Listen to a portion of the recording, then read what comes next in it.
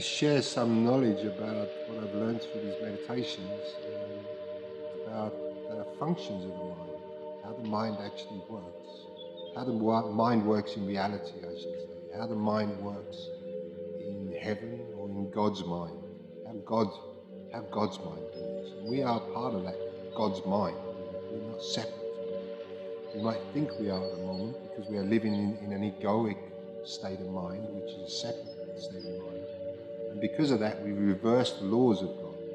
Okay? Because we're seeing ourselves outside of that, we basically reverse the laws of God. And the laws of God are really basically, all I can, what do I know? I don't know much.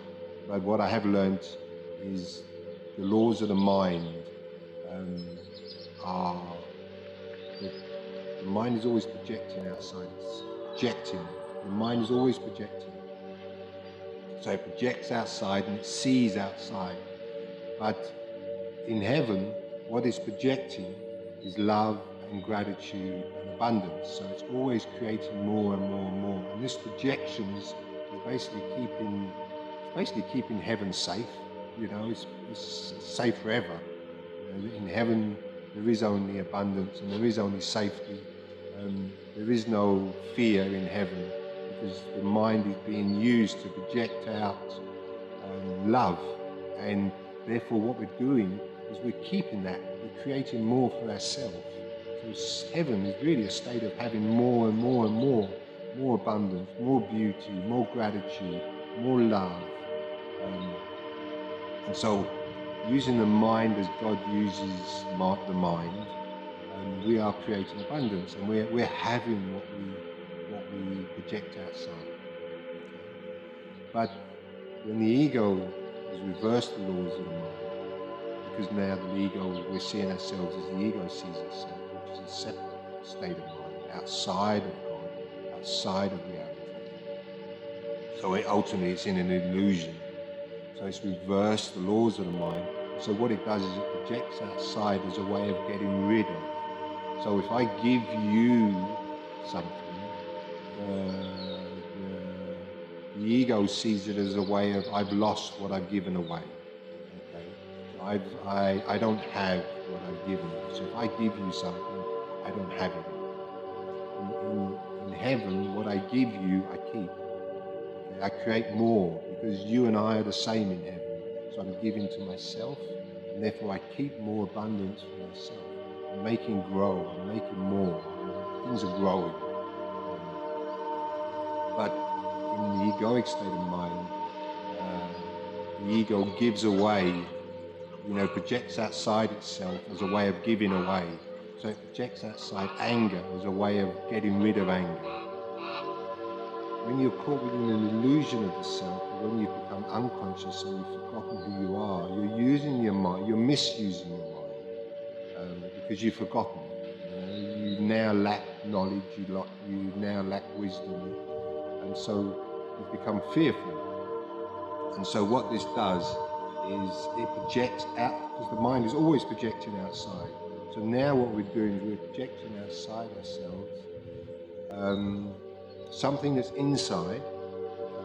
So in heaven, you're projecting out love. You're projecting out love and gratitude, and therefore that love and gratitude is just growing and growing and growing, and you're getting more love and gratitude. You're seeing more love and gratitude. You're seeing more of what to love and have gratitude for each other, for the universe, for everything. But when you're miscreating or when you're misusing the mind, what you're doing is you're projecting outside, because now what you're trying to do is get rid of your anger and get rid of your fears and get rid of your confusion, because you don't want it, because it hurts. It's creating suffering, it's creating pain. And that is because you've forgotten yourself. You've become unconscious. You've now entered into an illusion of yourself, which is the meaning of a dream. And so now you're using the mind against you, because what you're doing is you're creating a false reality of yourself. And so what you're doing is you're projecting outside your anger and your fears and all your hurts and all your judgment. You're basically judging everything outside yourself and you're blaming it. But the reality is that all those thoughts, because thoughts do not leave the mind. They never leave the mind. All those thoughts are actually your thoughts, and they stay in your mind. They never leave. So that anger that you're projecting outside, or I'm projecting outside, never leaves me. Actually, I think it's left me because I'm blaming it onto somebody else. You've made me angry. You've done this against me, or I'm hurt because of you, or you're to blame, or you're guilty, or anything like this. But ultimately, the thoughts do not leave, so I end up suffering these thoughts. And this is what I was learning in the meditation the other day. I was seeing this as happening. And then yesterday I had the ability to experience this firsthand. Someone very close to me was doing things that was triggering me. And I was suffering because of that. I could feel myself contracting. I could feel the anger coming up. And I could feel the hurt coming up, and then I was projecting that anger onto them. I wasn't doing it verbally, but I was thinking it. So I've got to that stage now where very rarely would I project that anger out verbally, but I'm still thinking it. You see, so I was still judging against them. I was still thinking they are doing it to me, and they are bad, they're wrong, they're guilty, I must be innocent. And I was suffering that.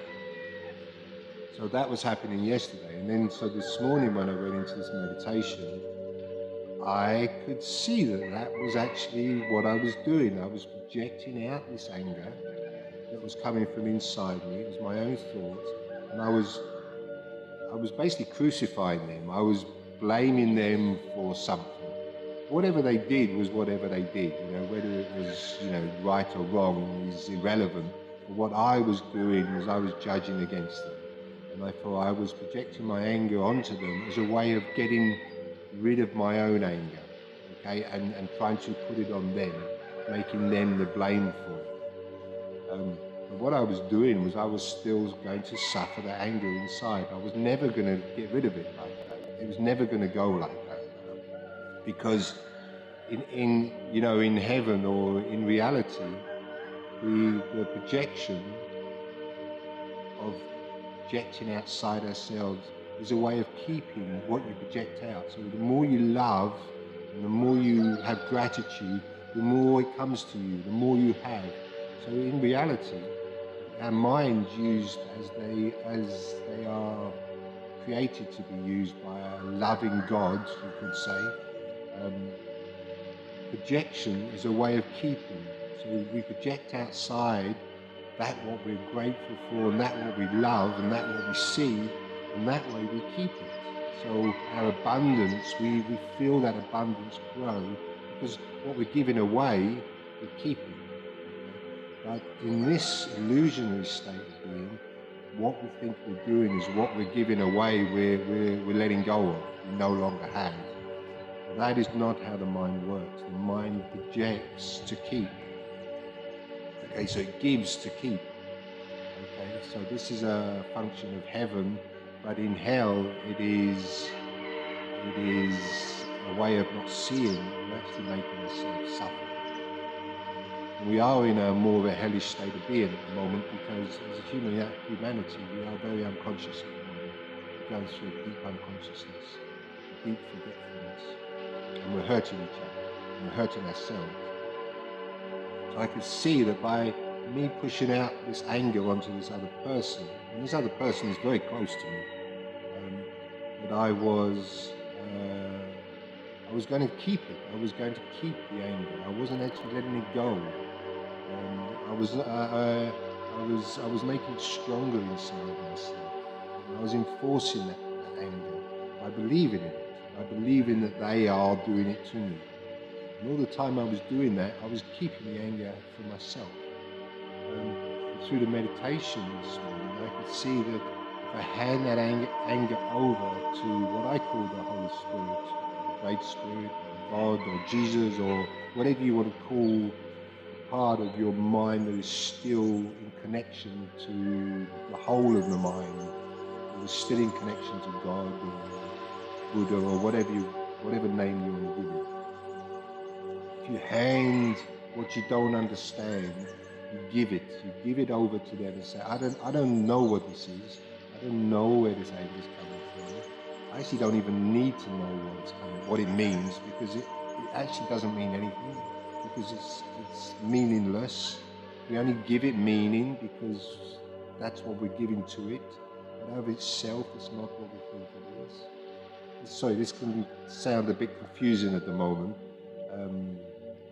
but it's something that you do start to realize over a period of practice and time, that what we're giving meaning to actually doesn't have that meaning.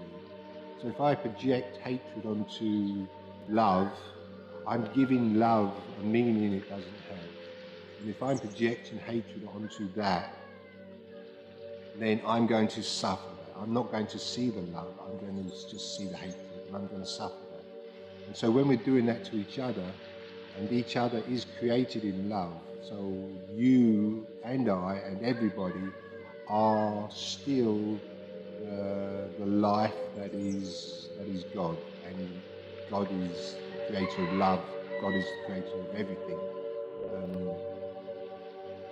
And so if that is your reality, and yet I'm projecting anger and hatred onto you, then I'm seeing you as you are. I'm giving you a meaning that you actually don't have, and I'm suffering that meaning. I'm going to suffer that meaning. And so through this meditation this morning, I could see that I was actually just projecting outside, and I made a conscious decision to stop it. I don't want to do that. It's not serving me. I could see that it's not serving me. And I handed it over. I just said, I don't know what this is. I don't want to know what this is. I'm suffering it. I do not want to see that other person as they are not. I don't want to see them as I'm judging them. I actually want to see them as they are, as they truly are. And since that was done a few hours ago, it's still early morning, the whole thing has just disappeared again. The whole situation inside myself has just disappeared.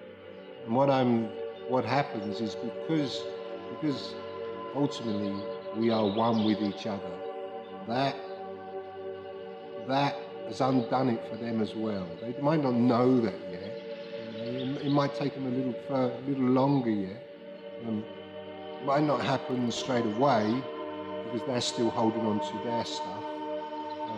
But it has at least loosened up that knot of confusion that was formed between the two of us. And so it will disappear. It will disappear completely eventually. And that's ultimately, what we want. We want our problems in the world to just disappear. We actually don't want to be fixing these problems. They're too confusing. There's too many of them. They come relentless, one after the other after another. It's not one problem, it's something else, then it's something else, and then it's something else. And life has become super confusing. The world at the moment is closer to hell than heaven, or humanity is.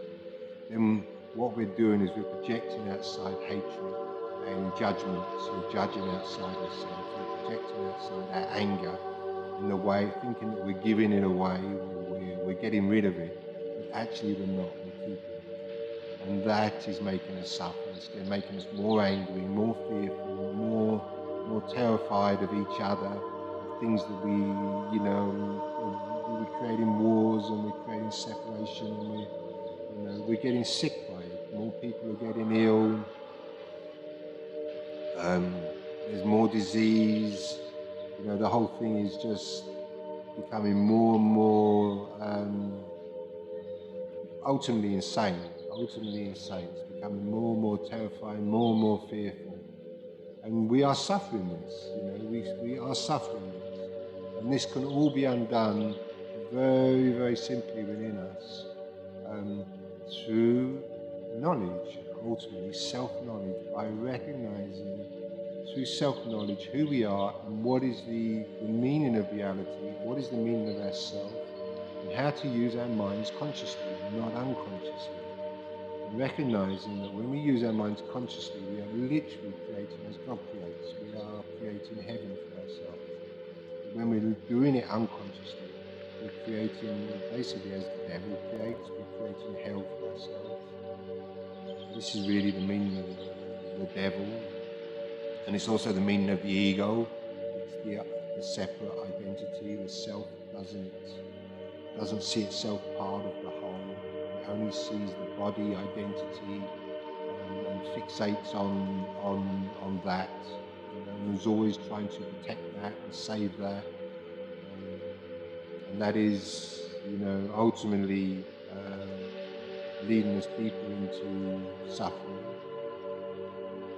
So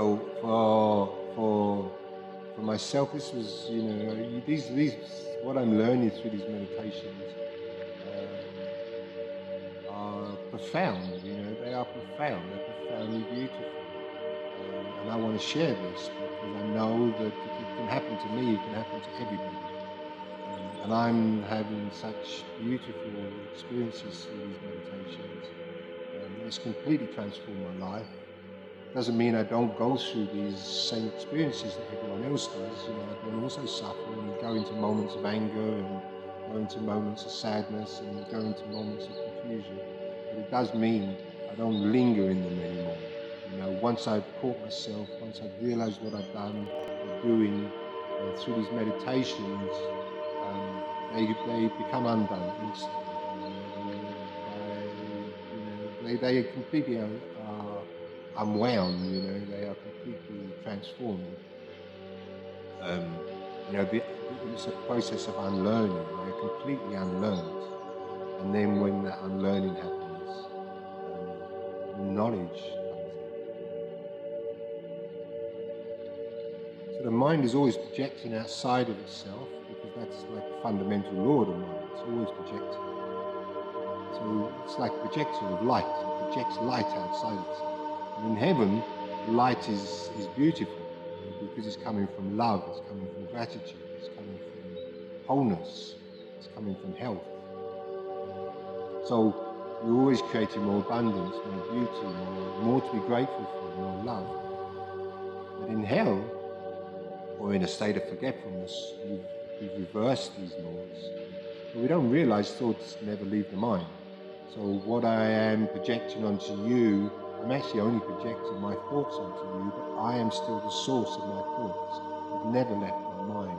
I might not see them for a while because I projected them onto you and I blamed you, but the truth is that they're still inside my mind. And because I have projected this thought that you are the cause of my suffering, I basically projected my weakness onto you, because I'm not seeing myself and you wholly. So I projected a weakness onto you, and therefore I must be believing it, and therefore I keep that belief that I'm weak, that I can be hurt by something outside myself, which is really being made from an illusion of myself and forgetfulness, and also a forgetfulness of who they are, because I'm not actually seeing that they are who I am. And so I am judging against them, and therefore I'm perpetuating this anger.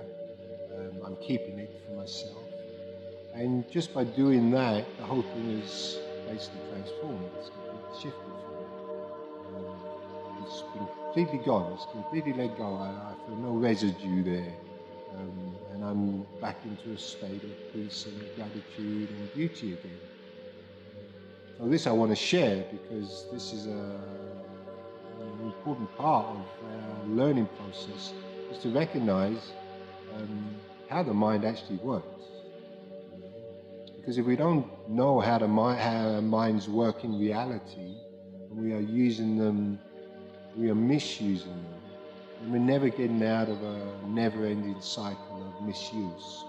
We are never seeing the mistake. Once we recognize the mistake, we can correct it. Once it's corrected, it's gone. Basically, every mistake is a curse until it's corrected. Once it's corrected, it becomes a blessing, because now it has completely transformed, and we've learned something. We've learned something about it. Every mistake can become a blessing once it's corrected. All the time it's not corrected, it remains a curse. It remains a problem. But once it's corrected, it has become now a blessing for us, because we've grown, we've learned something, and the mistake has basically, the problem has disappeared. The reason I'm doing these videos is to share something that I've learned, and I am still learning. I'm still going through the process of learning, but by sharing this, I'm making it more real for myself. I'm keeping it. I'm also keeping it for myself. So I'm creating a reality that I want to share. So instead of sharing anger and sharing hatred and sharing fears, which is what we're doing in the world, I'm sharing the truth that I'm recognizing within myself through these meditations, so that you can have what I am learning. So part of my giving is that I'm strengthening it within myself, but I'm also able to strengthen it within you. And because it's such a challenging experience to go into these dark places within ourselves and see ourselves and unravel all this darkness, it is such a challenging process.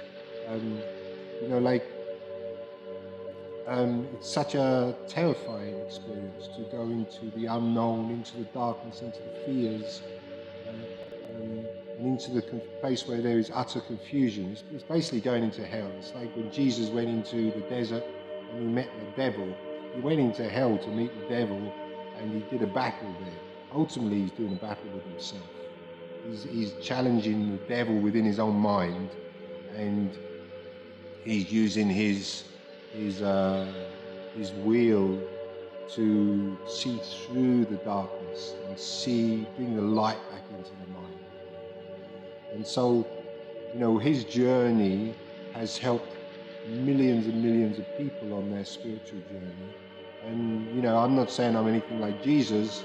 I'm not saying I am doing what Jesus has done, because obviously he's an incredible human being, or was an incredible human being. Now he's an incredible being. He's always been an incredible being.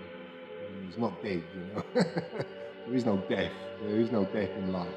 He's just life. So my little part is just to add to a much greater part that has been that we're all part of, and we're all doing it in our own ways. And there's many amazing teachers in the world at the moment. And so I just want to share my little part. And I do, it is just a little part. It's not the whole, but it can be a part that you can use for yourself, and you can learn by basically my mistakes, and I correct them, and I can teach and I can share how to correct those mistakes. So when you come to walk your path, and when you come to face challenges within yourself, there is some knowledge there to help you get through it, because ultimately we cannot do this alone. We can only do this with help. We are each other's helpers, but there is a much greater helper that is within us. That is ultimately where our help comes from. It is within us. It is also within everybody else. And so joining all that together, that is really how we get out of hell, basically. We get out of hell together. And we are creating a hell for ourselves in this world. We have a very destructive system, thought system in place at the moment, that is completely confused. And although it thinks it's doing the best for itself and it thinks it's doing good, it is actually not. It is being destructive, it is hateful, it is vengeful, it is fearing, it is hellish. It's basically hellish thoughts. It's keeping us in hell. And the idea of the only way to find peace or happiness in hell is basically to get out of hell. And so this is why I'm sharing this, is to help everybody get out of hell.